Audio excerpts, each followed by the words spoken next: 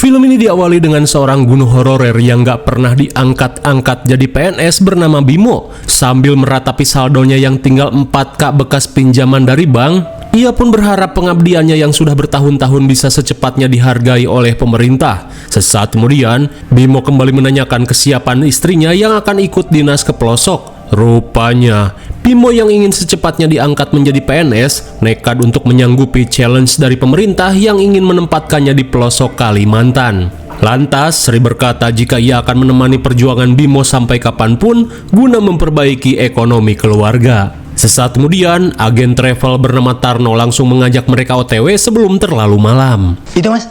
Ya.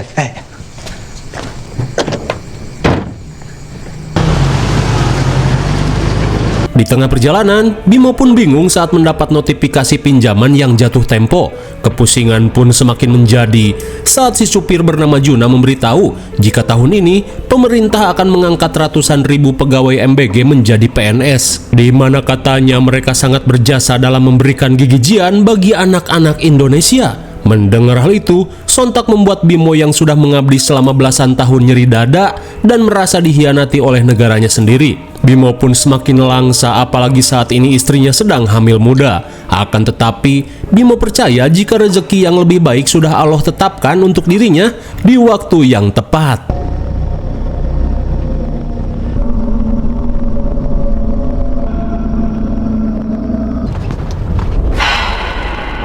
Singkat waktu, Sri yang terbangun seketika heran saat melihat sekelebat cahaya merah dari dalam ruyuk.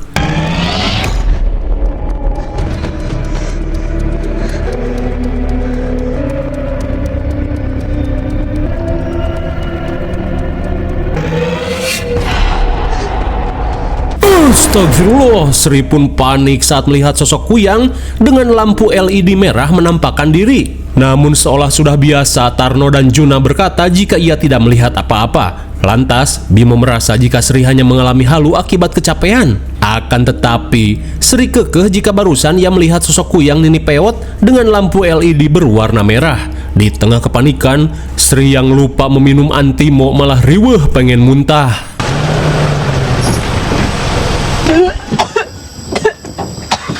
Nanti seminggu di sini juga terbiasa.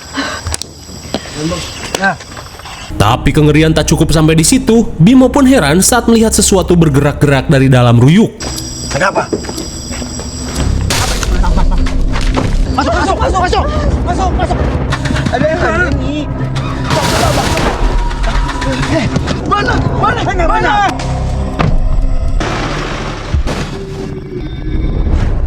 Dikira ular kadut, rupanya yang muncul adalah peti mati goib yang di dalamnya terdapat sosok begal telur. Wah, lumayan mantap Pak. Sesampainya di pasar, Sri dan Bimo diajak sarapan sebelum melanjutkan perjalanan. Mereka pun diberitahu jika kini Sri dan Bimo akan menaiki perahu kelotok untuk sampai di desa tujuan. Lantas, melihat Sri yang masih soak dengan kejadian semalam, Tarno memberitahu jika peti berjalan itu merupakan hantu raung, yang mana di wilayah ini, para warga memiliki kebiasaan untuk tidak memakamkan seseorang yang memiliki ilmu kesaktian, di mana mereka akan mengikat peti berisi mayat tersebut di atas pohon. Mendengar hal itu, sontak membuat Bimo dan Sri yang berasal dari Jawa merasa ngeri.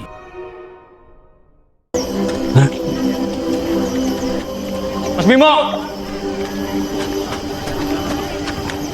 Setelah mengisi perut, mereka pun dihampiri Pak Entis dan Apong yang langsung menyambut kedatangan Sri dan Bimo. Setelah sedikit basa-basi, Apong yang ditugaskan untuk menjemput langsung mengajak mereka melanjutkan perjalanan menggunakan perahu.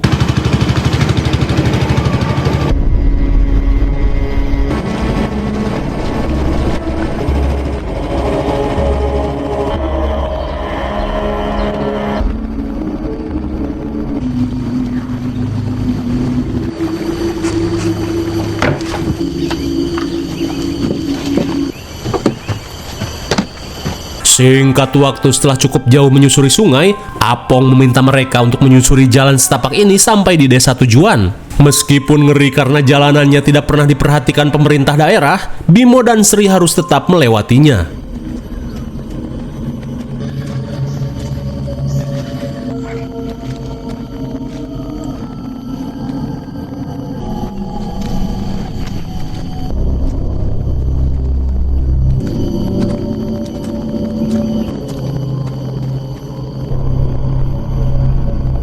Sangat mengerikan, mereka akhirnya melihat secara langsung peti-peti berisi mayat sakti yang digantung di pepohonan.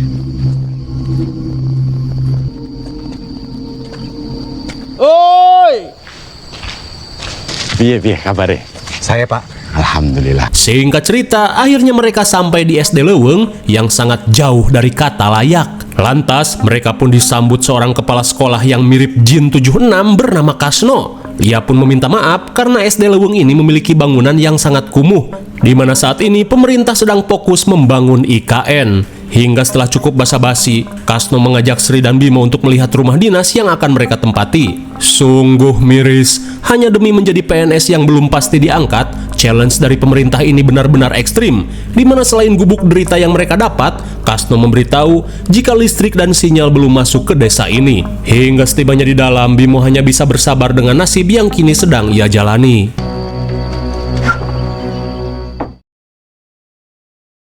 Di malam harinya, Kasno menawari Sri untuk ikut mengajar bersama suaminya daripada pelangap-pelongo gak jelas di rumah sendirian. Pak Kasno pun berjanji akan mendaftarkan Sri menjadi tenaga guru honorer yang baru meski entah kapan diangkatnya menjadi PNS. Dirasa tidak ada kegiatan lain, Sri pun sepakat untuk ikut membantu suaminya mengajar.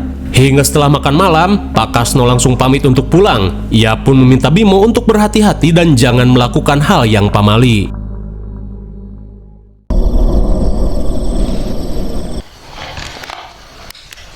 Saat malam semakin larut, Bimo langsung terbangun setelah mendengar suara aneh dari luar. Dan seperti biasa, kalau nggak kepo, ya nggak horor.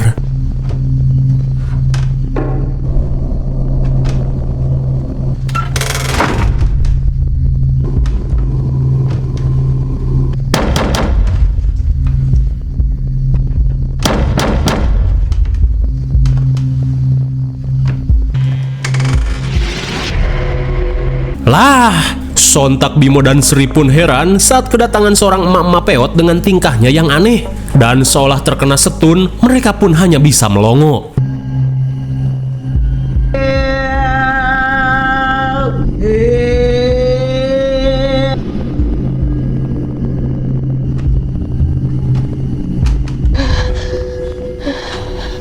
Sebenarnya apa yang si emak peot ini lakukan pada kandungan Sri?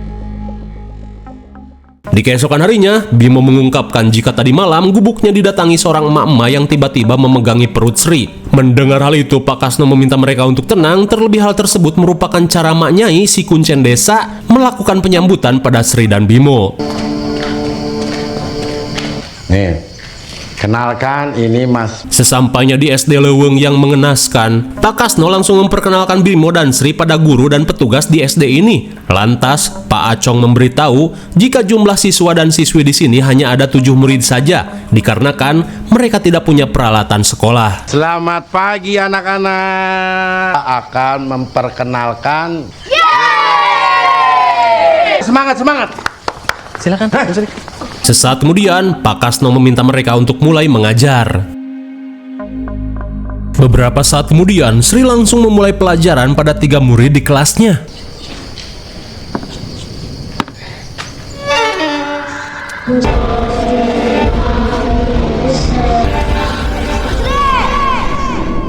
Astagfirullah, betapa syoknya Sri saat melihat penampakan jurik-jurik bocil burik di kelasnya.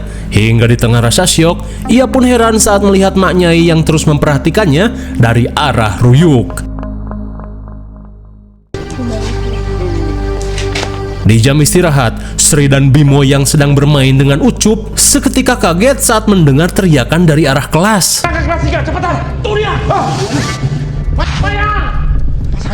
Eta si goblok, sungguh tak manuk logika. Tiba-tiba saja seorang murid seolah digondol toke ke dalam pelapon. Melihat hal itu, Bimo berusaha untuk mengeceknya. Cepat, ini aman pak. Aman.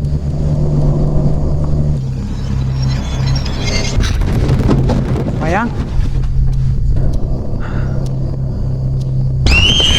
Goblok! Saat Bimo hampir jantungan, seketika mereka pun panik saat mendengar teriakan Sri.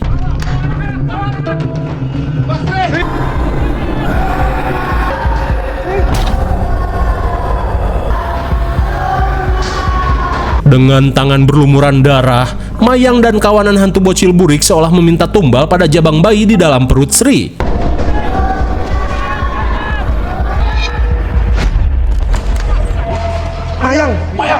Di tengah kepanikan, para guru bergegas membawa Sri dan Mayang. Di malam harinya, Sri langsung terbangun saat mendengar suara gedebruk aneh dari jendela.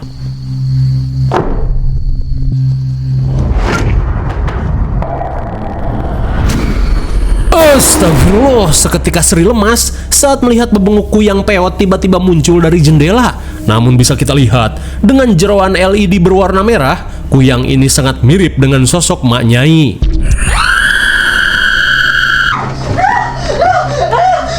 Tapi apakah kejadian tadi hanyalah mimpi semata?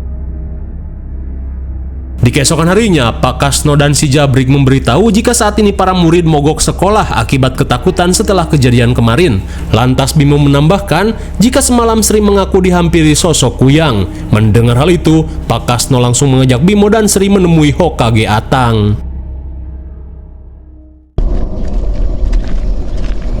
Itu busuk, istrinya Pak Kades. Sesampainya di rumah Hokage Atang, ia pun langsung memperkenalkan seorang mage kelas mitik bernama Mak Uwe, di mana Mak Uwe diyakini mewarisi ilmu pengobatan dari leluhurnya. Hamil nih. Bener-bener sakti. Si mage pun tahu jika Sri hamil hanya dengan menyentuh tangannya. Namun saat Bimo merasa bahagia, si mage malah memberitahu jika kehamilan Sri akan menjadi sumber malapetaka bagi desanya, di mana menurut ramalan leluhur di desa ini akan ada seorang wanita hamil yang berasal dari Pulau Jawa, di mana jabang bayi tersebut akan menjadi syarat bagi pemilik ilmu kuyang untuk mendapatkan puncak kesaktiannya, di mana menurut Mak Uwe, kedatangan Sri telah lama ditunggu oleh si pemilik ilmu kuyang. Namun Sri diminta untuk tenang karena dirinya akan berusaha membantu menangkal semua itu. Dan pertama-tama, Sri harus meminum ramuan herbal buatannya terlebih dulu. Namun baru saja beres ngomong, tiba-tiba sesuatu yang aneh terjadi pada Sri. Sri, Mbak Sri. Sri,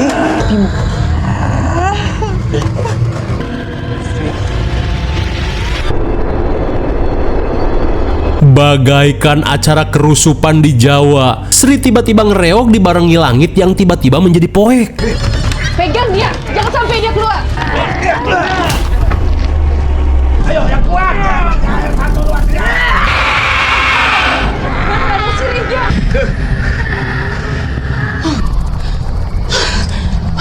Saat kerusupan berhasil ditekan, si mage meminta Bimo untuk meminumkan ramuan buatannya.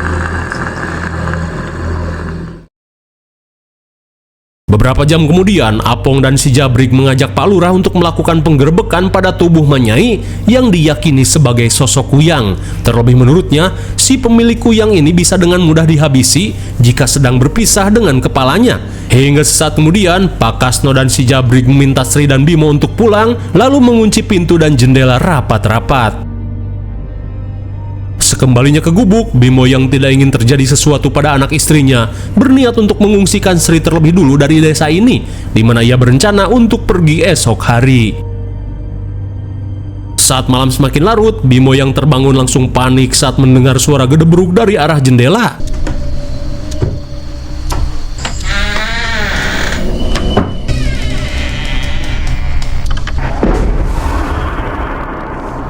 Di tengah gangguan kuyang yang semakin menjadi, Bimo dan Sri hanya bisa bertahan di dalam gubuk.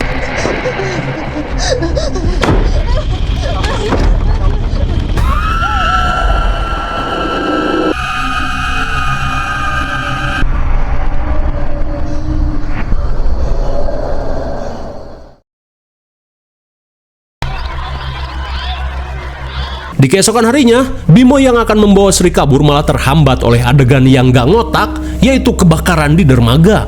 Meski tak masuk logika, Bimo pun bingung karena kejadian ini pelarian mereka harus tertunda. Sementara itu, Sri yang sedang pelangap-pelongo seolah terhipnotis saat melihat kedatangan Mak Nyai.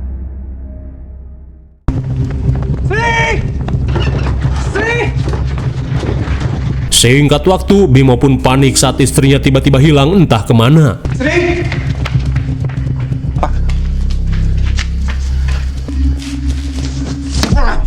Di Di tengah rasa kalut, seketika Bimo heran saat melihat Mayang seolah ingin memberitahukan sesuatu.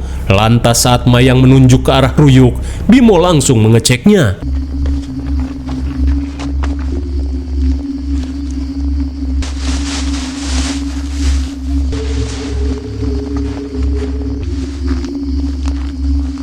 Dirasa Sri hilang diculik Kuyang, mereka pun sepakat untuk meminta bantuan pada si Mage. Singkat waktu, Bimo dan beberapa warga langsung meminta bantuan Mak Uwe untuk mencari keberadaan Sri.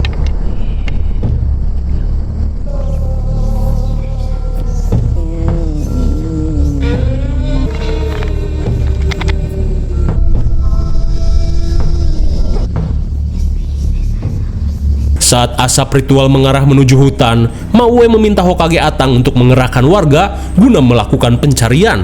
Terlebih mereka harus secepatnya menemukan Sri sebelum Mak Nyai menjadikan Sri dan jabang bayinya sebagai tumbal untuk menyempurnakan ilmunya.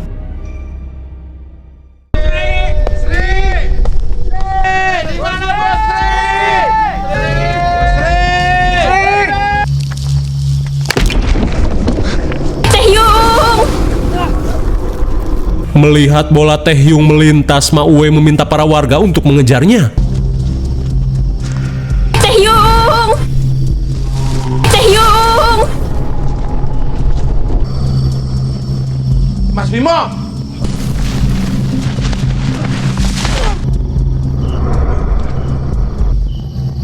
Mas Bimo.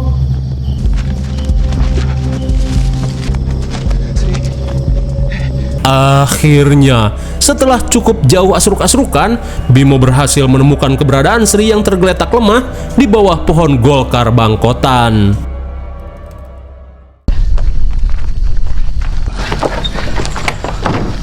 Setelah mengamankan Sri, tiba-tiba saja si Mage melakukan gerakan semedi. Lantas, ia meminta Bimo untuk waspada karena saat ini Mak Nyai sudah mengetahui keberadaan Sri.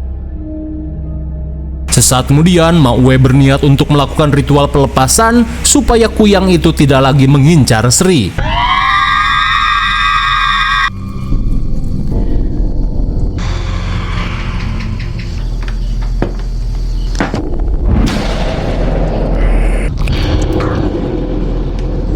Astagfirullah, Bimo pun kaget saat melihat bebenguk Kuyang Mak Nyai. Lantas setelah Kuyang itu pergi, si Mage meminta Bimo untuk menghabisi tubuh Mak Nyai. Sambil memberikan belati Kuyang Slayer, si Mage meminta Bimo untuk menyucuk jantung Kuyang Mak Nyai. Dirasa sudah jelas, Hokage Atang langsung mengajak Bimo dan Pak Kasono pergi.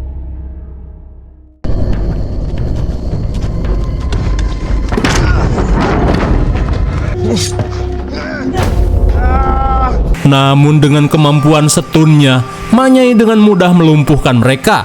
Hingga sesaat kemudian, suami Mak Nyai langsung menjelaskan apa yang sebenarnya terjadi, di mana saat ini semua warga desa telah tertipu oleh Mak Uwe yang berusaha menyempurnakan ilmunya. Dan sebenarnya, selama ini Mak Nyai hanya berusaha melindungi istri dan anak Bimo.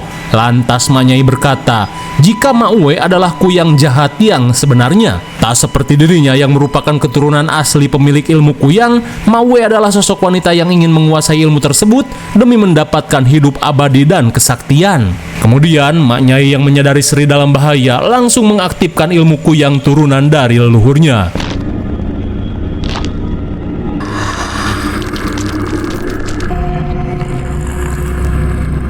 Mina Uwe yang sabar.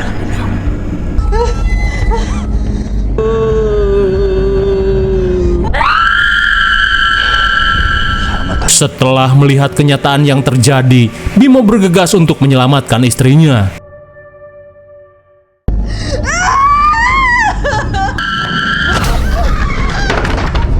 Tepat pada waktunya, Mak Nyai berhasil menyelamatkan Sri. Melihat Mak Nyai menjadi Kuyang, Mak Uwe langsung mencari tempat untuk mengeluarkan kemampuannya. Singkat waktu, Bimo pun syok parah saat melihat gubuk Mak Uwe yang sudah dilalap api.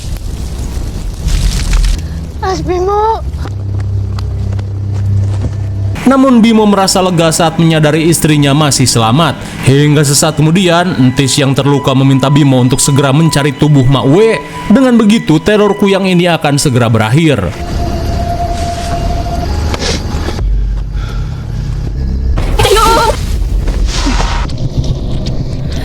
Tayong! Tayong! Tayong! Tayong! Betapa syoknya Bimo saat melihat Mak Uwe benar-benar sesosok kuyang. Saat kuyang Mak Uwe sedang adu mekanik dengan Mak Nyai, Bimo pun panik saat melihat banyaknya peti mati yang berjajar.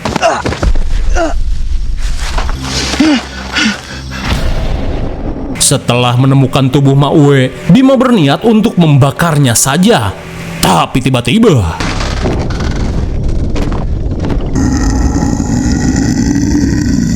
bagaikan Edo Tensei Orochimaru, jasad-jasad ini pun bangkit dari kematian dan menjadi jojombian.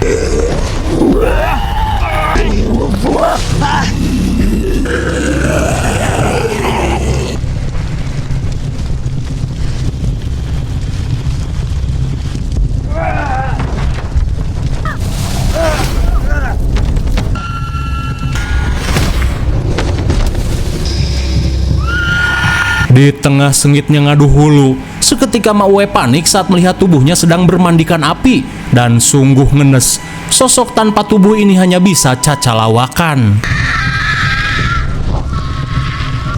Hancurkan jantungnya!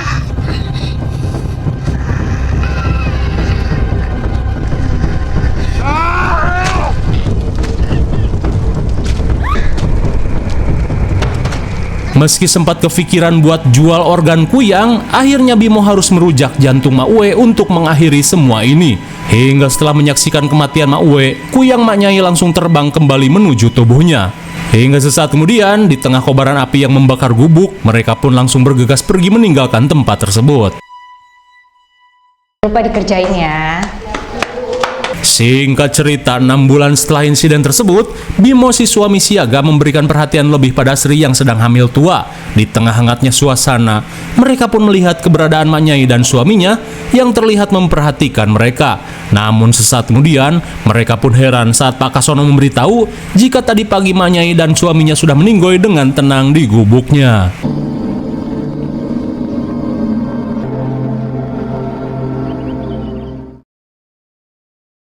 Bagaimana? Mengerikan sekali bukan? Tak ada yang perlu dijelaskan lagi karena sudah jelas.